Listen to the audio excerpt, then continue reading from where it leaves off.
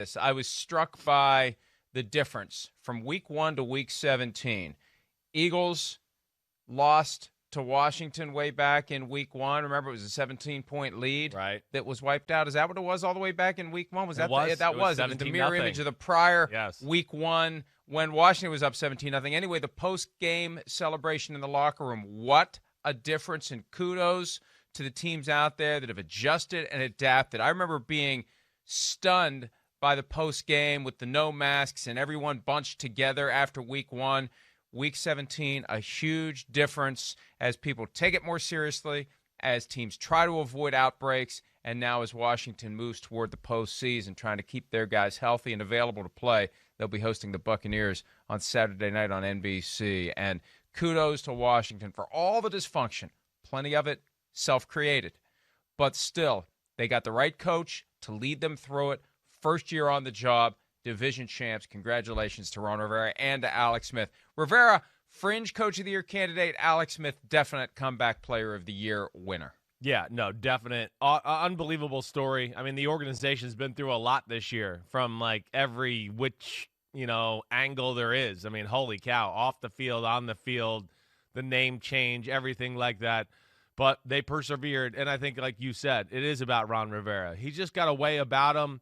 This calmness always. He's the same guy every day. And when an organization is in turmoil, that's the kind of guy you want, leading the command. Is a guy that's the same person, and you can depend on him to kind of be that day in and day out. So awesome job by him, Alex Smith, the whole football team. Way to go. Good morning to everyone, by the way. It's January 4. Holidays are over, but the NFL holidays are looming with the Super Bowl just a few weeks away. It's PFT Live. We're on Peacock. We're on Sirius XM 211. Oh, also, The Office is now on Peacock, and I've been watching The Office all weekend long. They have extended episodes of Season 3. If you didn't already have Peacock, get it now. If you're seeing this, you already have Peacock, so what the hell. If you're listening on Sirius XM 211, make sure you get Peacock. If you're watching on NBCSN for the re-air, get Peacock. And if you're watching on Sky Sports NFL, sorry, I don't think you can get Peacock yet, but hopefully one day you will, because why can't they get Peacock? I don't think it's available there yet. Really? I don't think it's available there yet. I'll look into that. I didn't know apps didn't travel to different continents. I wasn't sure of that. That's a new one for me. There's geolocation in your GPS in your phone that keeps that from happening, I guess. Anyway, there is so much to get to today. And I tweeted, Chris, that halfway through the show you're going to be replaced with Nate Sudfeld, by the way, just so you need to be. Whoa, we're throwing the show today? We're just going to throw it? The hell with it? Well, is that what we're doing? Throw it every day. I don't.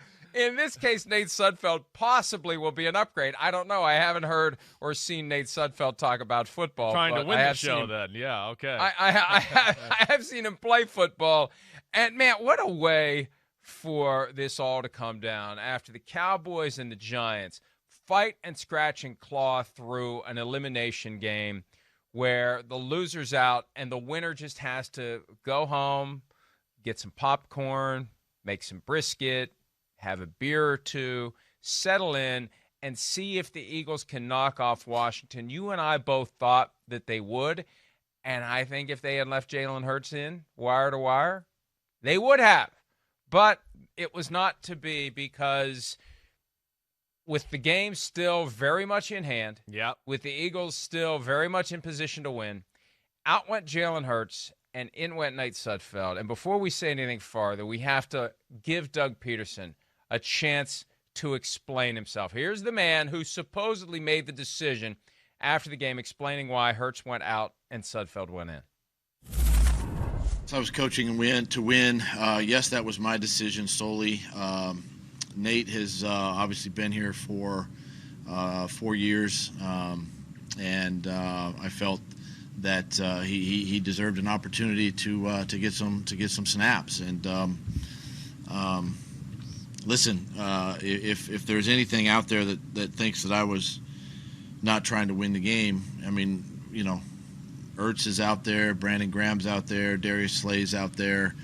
All our top guys are still on the field at the end. So we were going to win the game.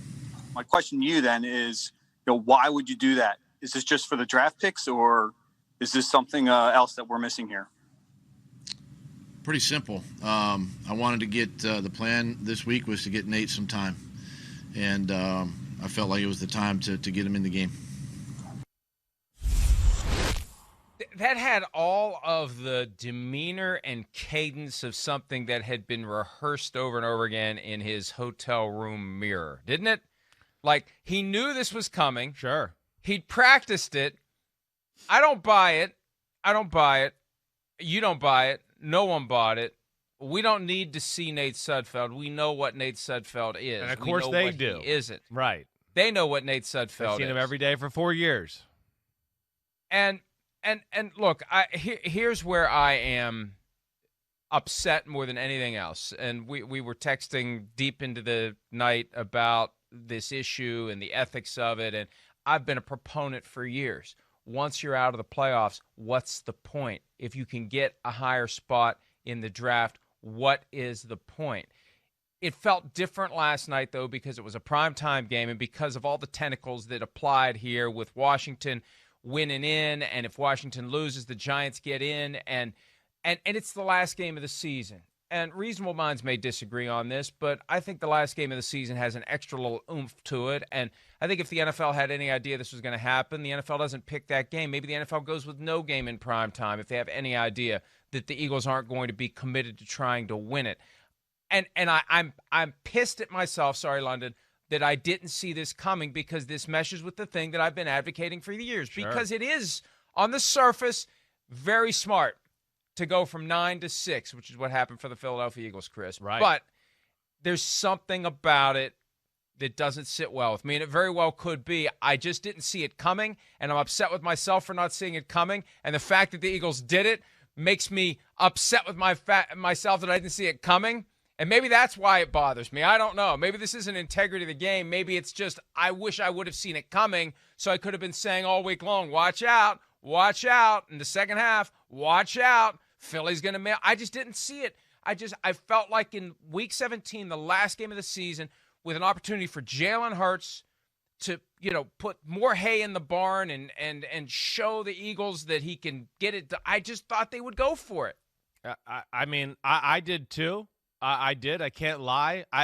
There's a lot of things to talk about here, but I can't fault them. I think that's the first thing here. Yeah, it's unfortunate.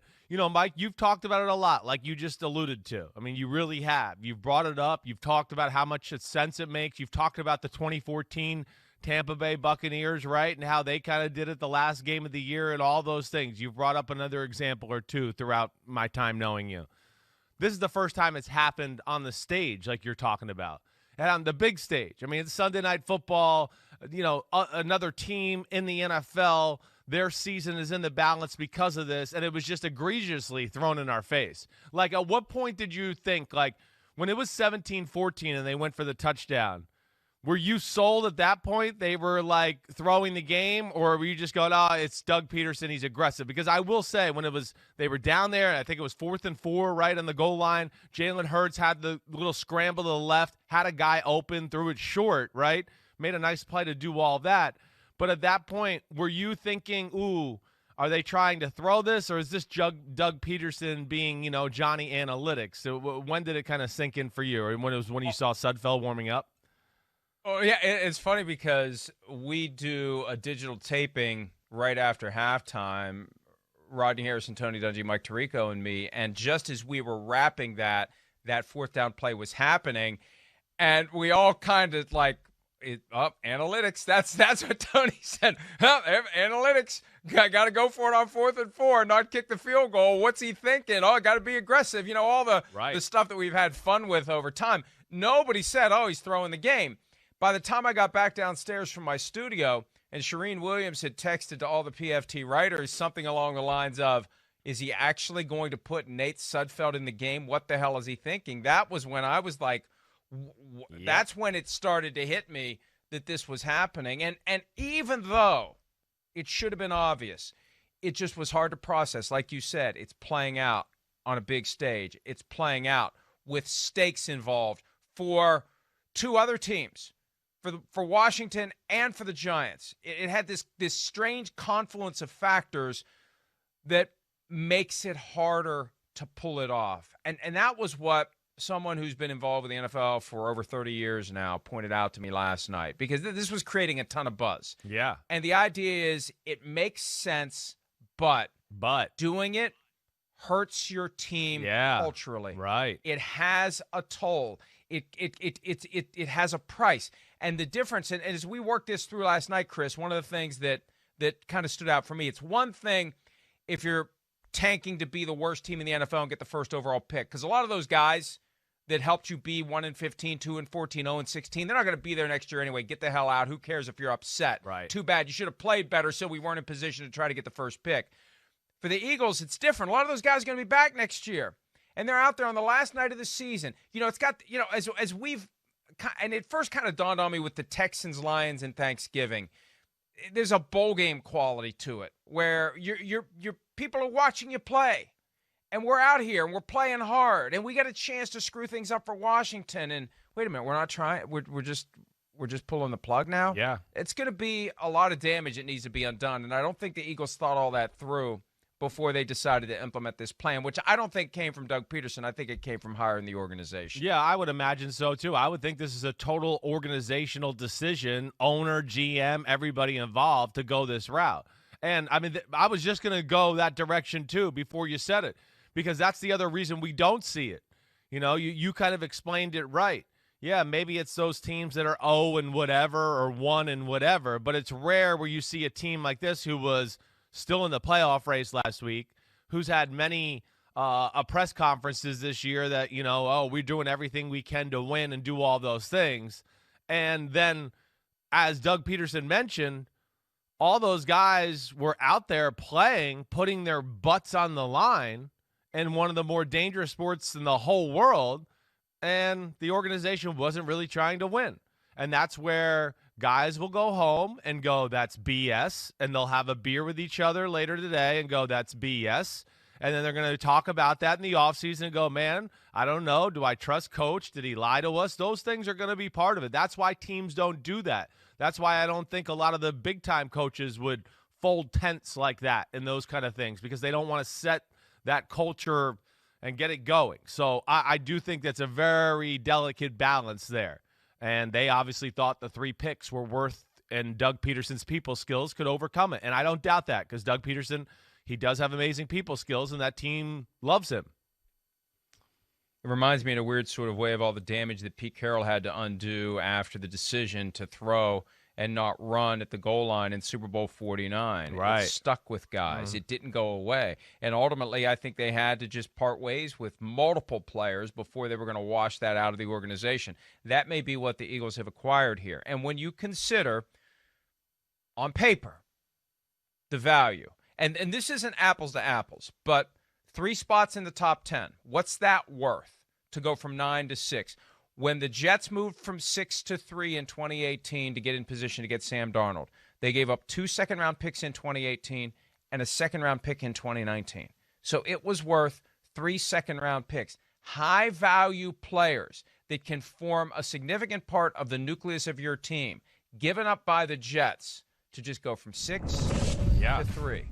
So, and this is an example of, we hear about analytics all the time within the confines of decisions made during a game, but the concept is broader than that. The concept is turning the sport of football into something that is analyzed with numbers and probabilities and statistics and mathematics. And from an analytical standpoint, this was a no-brainer. There's nothing to be gained by the Philadelphia Eagles by winning that game last night. Nothing to be gained. Who cares about the difference between 4-11-1, 5-10-1? Yeah. Who cares? Right. It does not matter at all to anyone. You're not making the playoffs. It's over. It's done. That extra loss means jack diddly squat. But losing, yeah, it's worth its weight in gold. You move from 9 to 6. People give up multiple second-round draft picks to make that kind of a move at the top 10. So, fine, makes sense, but you lose a piece of your soul as a football team, and it's not going to be easy to get it back. Yeah, I think that's the balance, and I understand them doing it. It's a delicate one, certainly. they have confidence, I think, that a Doug Pederson can find the right balance and tone with his football players and the main leaders in that locker room. And, you just don't know. Again, like you said, it's worth its weight in gold. I mean, three spots up, number 6, you're doing all you can do. That's a great asset. How do you know? We don't know yet, but, we could get to draft time. And what if it was the other way around? They won the game, right? And, okay, like you're saying, oh, whoop-de-doo. They're 5-10-1. Now they're the number 9 seed. And what if they need, let's just talk, there's 2 unbelievable pass rushers in the draft this year. Oh, they're going to be gone by pick number 7.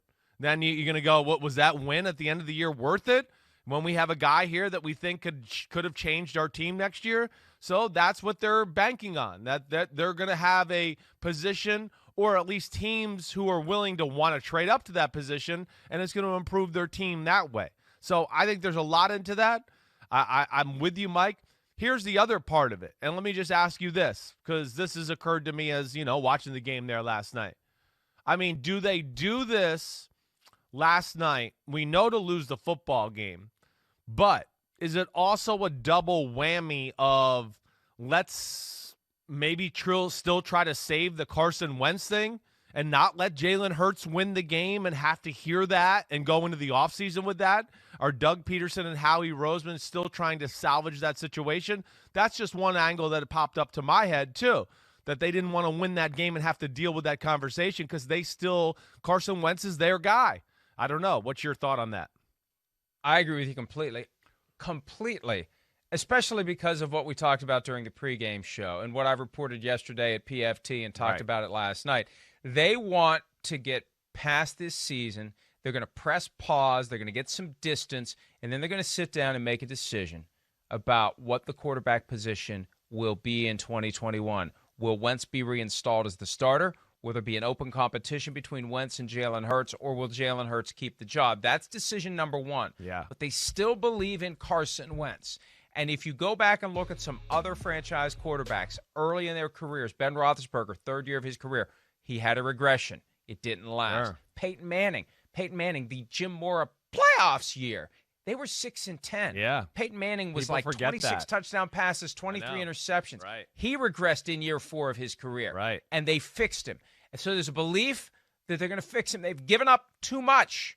They've made too much of an investment to just throw him out in the trash. So you're right, Chris. If Jalen Hurts pulls off this big win in primetime and knocks Washington out of the playoffs, and everybody says, oh, Jalen Hurts is the guy, and you create this expectation in Philadelphia that he's the starter for 2021, right. It makes it harder to implement a rational plan based on what we think the future will be. And so I think there is something to that we didn't want the Jalen Hurts monster to be too big. Yeah. We didn't want this to be a thing that made it an inevitability that he's the starter next year. And if they win that game with a last-second run to the end zone by Hurts and everybody celebrates and they knock out Washington, there's a chance that you can't put that genie back in the bottle. No, you're right. They're backed into a corner in every which way if that happens.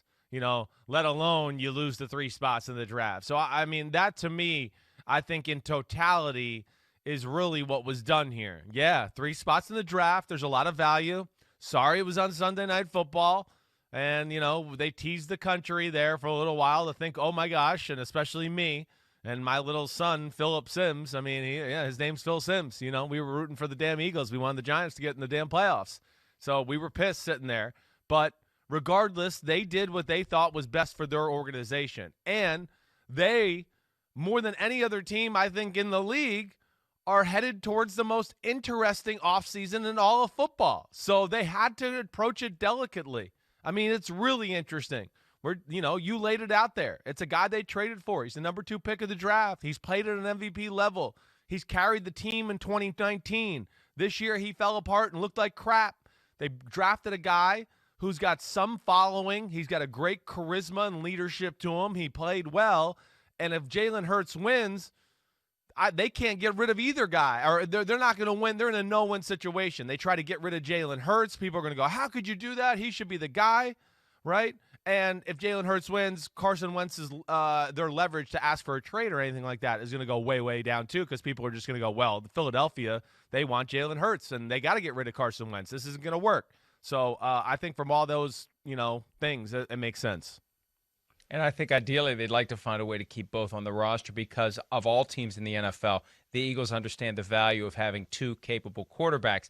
That's how they won the Super Bowl. That's how they almost got back to the Final Four in 2018. When Carson Wentz can't play, you need someone else who can come in and play. And obviously that someone else is not Nate Sudfeld. They want it to be Jalen Hurts. What'd you say, Mike, last night, that they value the backup quarterback as what? A top 15 position on the roster. That says a lot. I mean, it's smart team building. I understand that, certainly. And like you said, it did. It won them a Super Bowl. All right, there was a GIF making the rounds of Jalen Hurts on the sideline saying it's not right, it's not right. That's not what he said after the game because he's not going to bare his soul in front of a microphone. But let's hear from Jalen Hurts on getting benched following the loss to Washington. As a competitor, I play to win, and you got to trust coach with that. Nate's worked really hard all year, and I think he's a great player. Coach wanted to give him an opportunity at some point in the game, and he was given the opportunity. Obviously, like I said, me being a competitor, talk about winning all the time, going out there and trying to win all the time, and that's what I'm all about. But like I said, I trust Coach with that. That's all I can do. About that jersey he's got. Is that an old school Eagles jersey? It looked like it, right? That wasn't the game jersey from last night. I'd love to have seen what he was wearing under there. It looked like an old. I thought it said 7 one time. Maybe it was a Michael Vick jersey. One of the Kelly Green possibly. Ones. Yeah. Look, he's not gonna call it out, but it's gonna stick with him too. He's gonna be one of the guys moving forward that Doug Pederson's gonna have to spend time talking to explain what he did. And, at some point, does Pederson just lay it on the line with these guys and say, look, we just wanted to get the higher draft pick. Well, that's what we wanted to do. We're going to be better off. We're going to be a better team next year sitting at number 6 instead of number 9 in round 1, 2, 3, 4, 5, 6, 7. I think so. At some point, I think he's probably going to – that might happen today in the exit meeting, maybe tomorrow, whatever, where he pulls aside a few of the leaders on his football team to kind of let them know. So word trickles out throughout the roster to go like, okay, Coach kept it real with us, and now we know what was going on. But Jalen Hurts said something interesting there, too, to the point of what we're talking about and how there is a balance there, because he said we talk about winning all the time. That's what we're all about. He said that. That's what we talk about. That's what we're all about. So that just shows you. See, the players are going to go back home and have a beer or sit there tonight and go, wait, what the hell? What the hell was that? So I do think it'll be important for Doug Pederson to get out and talk to guys and kind of let them know what the overall organizational oversight was here. And I think you got to do it fast. Yeah. They do the exit interviews with the players right on the heels of this season ending, and I think that message needs to be addressed, or he will have already lost his locker room for 2021. I don't know. Look, that sounds extreme, but if you don't handle this the right way, you create a cloud that's going to hang over your team next year, and it's going to be hard to undo the damage. And you're going to get the side eye from time to time from certain key players when you make certain decisions. And there's going to be snarky comments from time to time when decisions are made by the coach. And again, this may not have even been a decision that was made by the coach. Yeah. The one thing that should have been obvious the moment this happens, once we set aside our desire to be entertained and watch a good game that was maybe going to go down to the wire, just like last year between the 49ers and the Seahawks to finish the regular season. Once you set that aside, one of the epiphanies that you have is Pederson's definitely safe. There's no question about it. No doubt. He's not going to be part of this plan if he's not going to be part of the team next year. He's implementing what someone else has decided was in the best interest of the team, and him going along with it shows that he's not going to be getting a pink slip this week. No, absolutely not. You're right. This is, hey, he could always say, yeah, we were doing whatever we had to do to win, right? That's what he said when he put Nate Sudfeld in 2021. I mean, that's what they're doing. That's right. That's right. I'm playing to win next year and the year after. Right, exactly right. Yeah. It's he just left that part out of it. He didn't finish the sentence. Good. So I like that. That's what he did there. And we'll see what they do, the Philadelphia Eagles. But it is going to be interesting. And I'll say this a last thing, Mike, because I know, it's so disappointing that we had that game last night. And I'll just throw out to the NFL one more time. I don't think we would have had this problem if we had the battle for the number 2 seed bye week. We would have had a game that had real importance somewhere. And this was the only one that had any true guaranteed importance. And I don't know. I mean, what can the league do to stop this? Call the Eagles on Sunday and go, hey, if we put you on Sunday night, are you guys going to tank or are you going to play? I mean, so that's where it's tough. See, and part of the reason that call doesn't happen is because the NFL's attitude toward tanking has been to just ignore it. I've used the example in the past. A good friend of mine, he had 4 brothers. They had a little dog. The rule was if the dog pooped on the rug, whoever noticed it had to clean it up. So what happened? No one ever noticed it. It just sat there forever. That's what the NFL's attitude toward tanking is. It's that poop on the rug that it refuses. I'm sorry. Enjoy your breakfast. That the NFL refuses to notice. It refuses to acknowledge, doesn't want to have a draft lottery because you have to acknowledge that there's an incentive. There's this firewall, Chris, between win, and, oh, hey, look at this. They've got the first overall pick in the draft. And it's like they don't want fans to understand the connection between losing and enhancing your draft status, and people have figured that out. Yeah. That ship has sailed. And so, yes, I think as the NFL learns – year after year, how best to program that last game of the season, this is now a factor that needs to be considered going forward because another game may have been better or no game like we saw a few years ago. Maybe you just play them all in that 6-hour window. Sometimes that's the best decision to make because there isn't a game that's going to have that compelling finish like we saw last year between the Seahawks and the 49ers. Let's not completely ignore Washington, though, in this segment. We have some sound from both Ron Rivera and Alex Smith from the aftermath of an unlikely division title. Here they are. All I care about is it says division champs. It's just still alive. And that was every offseason when you get together as a team, the number one goal, the easiest way to get a ticket to the dance is win the division. And, it certainly wasn't looking likely there for a long time at the beginning of the year for us. And to be here now, though, like I said, I think says a lot about the character we got. Don't judge us from where we've been, judge us from where we're going. So let's see how we handle this going forward. This is a big opportunity for us.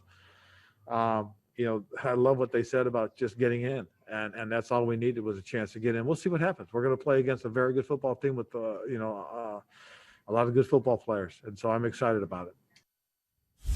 Last time a team with a losing record got into the playoffs, it was Ron Rivera's Panthers in 2014, 7-8-1, and they won in the wild card round. Now, they faced Ryan Lindley, not Tom Brady. Big difference. A little because different. Carson Palmer was hurt for the Cardinals. But then after winning that game, the Panthers went to Seattle and gave the Seahawks, who were the defending Super Bowl champions at the time, a run for their money. Oh, so they did. I'm not ready to just completely scratch Washington off the tree, but I'm close. I mean, the pencil is there. Yeah. It's ready to start. It's ready to start going back and forth with Washington gone, Chris. But we'll see. Crazier things have happened. Well, there's some redeeming things about their football team that you like, definitely. But I think ultimately it's going to be about their defense. Their defense it matches up well with anybody. We know that. And anytime we've seen, Brady issues, it's a front four that can drop 7 into coverage, do those type of things. But Washington football team is offensively challenged, as you saw last night. And Antonio Gibson's not 100%, and Terry McLaurin's not 100%. They need them to get, closer to being totally back to 100% for them to have a chance. But I think ultimately, too, it's going to be a game where if Washington's defense doesn't create a turnover or two or something like that, Yes, I think they're outmatched in this one. This is, like you said, this is not Ryan Lindley. This is Brady and a whole bunch of other awesome players coming to town. Still, it will be very exciting to see what the Buccaneers can do in the postseason. They've gotten better and better and better as the season's unfolded. And, yeah, this is not a game that Washington should be looking forward to. But the mindset is we got nothing to lose. Everybody expects us to lose. Let's just go play football, and we'll see what happens. And it's not like anyone is going to be highly critical of Washington for blowing a game against the Buccaneers where they are going to be significant underdogs, as they should be. Hi, I'm Mike Tirico, and thanks for watching. Make sure to hit subscribe for the latest news and highlights from NBC Sports.